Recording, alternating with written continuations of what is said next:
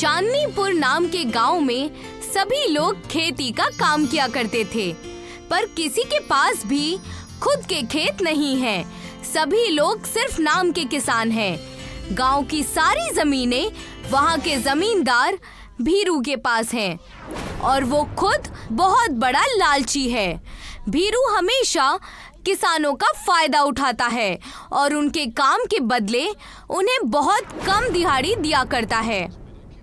आज मेरे खेतों में 20 किसान की जरूरत है। जिसको आना है वो आ सकता है, पर एक बात मैं पहले ही बता दूं कि दिन भर काम करने के बाद मैं तुम्हें 50 रुपए ही दूंगा। पर मालिक, एक दिन काम करने की दिहाड़ी तो 500 रुपए है। आप तो बेहद कम दाम दे रहे हैं। इतने पैसे देकर भी मैं तुम लोगों पर एहसान ही कर रहा हूँ। हाँ, काम की जरूरत तो है, पर इसका ये मतलब तो ये नहीं है ना कि हम लोग मुफ्त में काम करें। तुम लोगों को काम करना है तो करो, नहीं तो मैं दूसरे कस्बे से मजदूर लेकर आऊंगा, तो तुम लोगों को ये काम भी नहीं मिलेगा। भीरू के दूसरे गांव के मजदूर लाने की बात सुनकर किसान घबरा जाते हैं, क्योंकि सभी किसानों को काम की जरूरत थी। इसलिए किसान मन मार कर उसके खेत में काम करने के लिए राजी हो जाते हैं। भाइयों, इस बार तो हम लोग मजबूरी में काम कर रहे हैं, पर अगली बार से हम सभी एकजुट हो जाएंगे और जब तक जमींदार हमें ठीक दिहाड़ी नहीं देगा तब तक हम लोग उसके खेत में काम नहीं करेंगे। हाँ, सही कहा तुमने। बड़े आए थे 500 रुपए में काम करने वाले और 50 रुपए में काम कर रहे हैं। इन किसानों से कैसे काम निकालना है ये मुझसे अच्छा कोई नहीं जानता।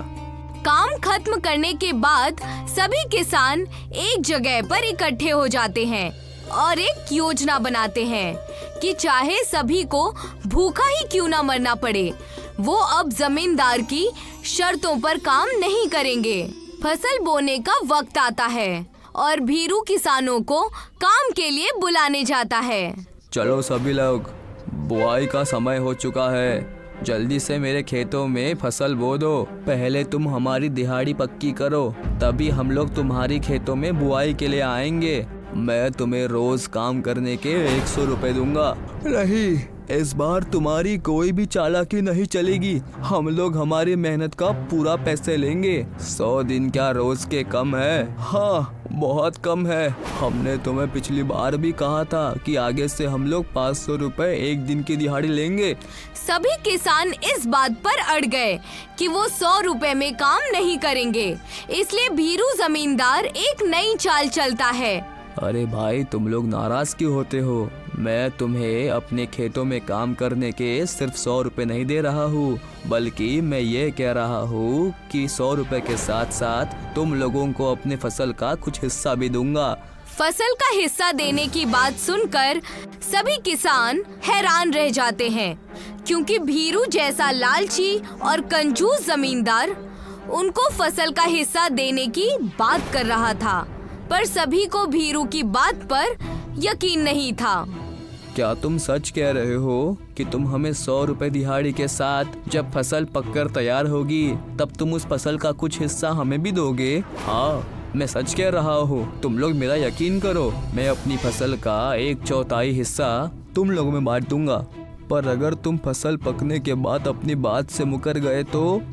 भीरू समझ जाता है कि इस बार किसान बहुत सावधानी से काम कर रहे हैं, इसलिए वो उनको यकीन दिलाने के लिए कागज में लिख कर देता है कि वो अपनी फसल के भाग का 1/4 हिस्सा किसानों को देगा।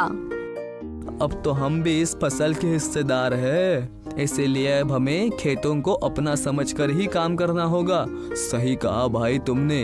अगर हम लोग कड़ी मेहनत करके अच्छी फसल उगाएंगे तो उसमें से बहुत सारा अनाज निकलेगा और तब हम लोगों को भी ज्यादा अनाज मिलेगा। सभी किसान अब भीरू के खेतों में जी तोड़ मेहनत करते हैं। 6 महीने तक काम करने के बाद खेतों में लहलहाती फसल पककर तैयार हो जाती है।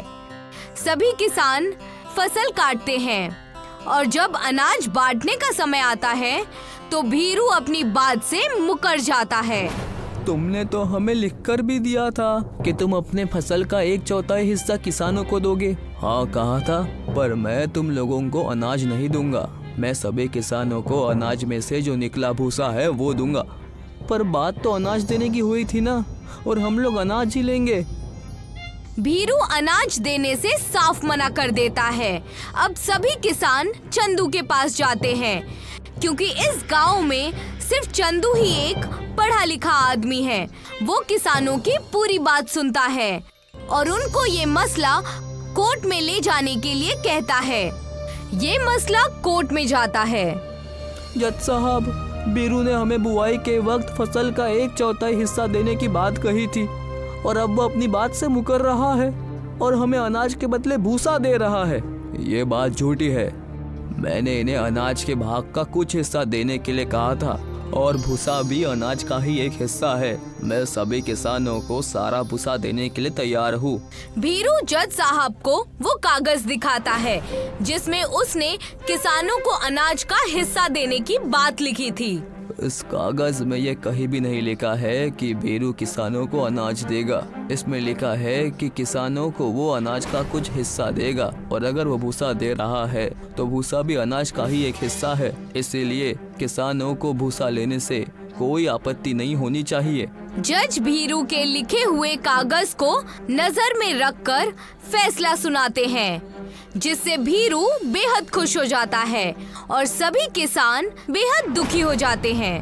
अब क्या करेंगे? अब तो हमारे पास कोई भी रास्ता नहीं है, और क्या कर सकते हैं? चुपचाप भूसा ले लेते हैं, नहीं तो बाद में वो भी नहीं मिलेगा। और सब कुछ ऊपर वाले के भरोसे छोड़ दो। अगर हमारे दिल में पाप नहीं है तो ऊपर वाला जरूर हमारी मदद करेगा। अब सभी किसान भूसा रख लेते हैं। किसानों की इस हार से भीरू बहुत खुश हो जाता है। बड़े आए थे कोर्ट में केस लड़ने वाले। कुछ वक्त के बाद गांव में बहुत तेज भूकंप आता है, जिससे वहां के कमजोर घर टूट जाते हैं।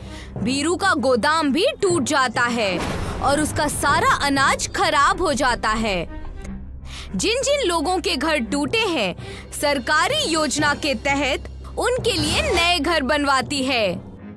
देखा, ऊपर वाला हमारे साथ है। अब कस्बे में भूसे के घर बनाए जाएंगे और सरकार किसानों से भूसा खरीदेगी। पर भूसे के घर क्यों बनवाए जा रहे हैं? अगर फिर भूकंप आएगा तो घर दोबारा न उड़ जाए, इसीलिए हल्के घर बनाने की योजना आई है कि अगर घर टूटेगा भी तो उसमें रह रहे लोगों को नुकसान नहीं पहुंचेगा। क्योंकि अब गांव में भूसा सिर्फ किसानों के पास था, इसलिए सरकार किसानों से अच्छे दाम में भूसा खरीदती है, जिससे सभी किसानों को बहुत फायदा होता है। ये देखकर भीरू को बहुत जलन होती है। मैंने खामखा इन किसानों को भूसा दे दिया। इनसे अच्छा तो मैंने अनाज ही दे देता। अब मेरे पास ना रहा अनाज, ना रहा भूसा। अगर मेरे पास अभी भूसा होता तो कम से कम भूसा बेचकर पैसे तो कमा ही सकता था। पर इस बार मैं किसानों को अनाज दूंगा और भूसा खुद रखूंगा।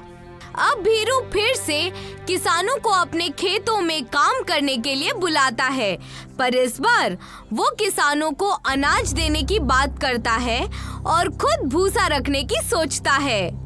इस बार मैं खुद अपने लिए भूसा रखूंगा और तुम्हें अनाज दूंगा। क्या तुम इस शर्त पर मेरे खेतों में काम कर सकते हो? और ये देखो, मैंने कागज पर भी साफ साफ लिख दिया है कि मैं सभी को अनाज दूंगा। किसान भीरू का लिखा हुआ कागज पढ़ते हैं और उसके खेतों में काम करने के लिए राजी हो जाते हैं। भीरू के मन में लालच है कि इस बार वो भूसा बेचेगा और बहुत ज्यादा पैसे कमाएगा। चलो, इस बार हमें अनाज मिल रहा है। कम से कम अब हमें अनाज तो बाहर से नहीं खरीदना पड़ेगा। सभी किसान फिर से भीरू के खेतों में काम करने के लिए जाते हैं। इस बार भी किसान मन लगाकर खेतों में काम करते हैं और अच्छी फसल उगकर तैयार हो जाती है। इस बार भीरू सभी को अनाज देता है और खुद भूसा रखता है। अब तो मैं इस अनाज से अपने पूरे साल का गुजारा कर लूंगा। इस बार सारा भूसा मेरे ही पास है। मैं सरकार को ऊंची कीमत पर सारा भूसा बेचूंगा। भीरू ऊंचे दाम पर सरकार को भूसा बेचने का ख्वाब देख रहा था कि तभी बारिश का मौसम शुरू हो जाता है। तेज बारिश से गांव में बाढ़ आ जाती है और भीरू का सारा भूसा बाढ़ में बह जाता है। पहले भूकंप से मेरा गोदाम टूट गया और अनाज खराब हो गया, और इस बार बाढ़ में पूरा भूसा बह गया। देखा बीरू के लालच और कंजूस होने का नतीजा। आज उसके पास पूरे कस्बे की जमीन है, पर ना उसके घर में आज अनाज है और ना ही भूसा। भीरू समझ जाता है कि उसकी इस हालत का जिम्मेदार वो खुद ही है, इसलिए वो अब लालच को छोड़कर सभी किसानों को अपने खेत में काम करने के बदले उचित दाम देता है। अब सभी किसान और भीरू मिलजुल कर खुशी खुशी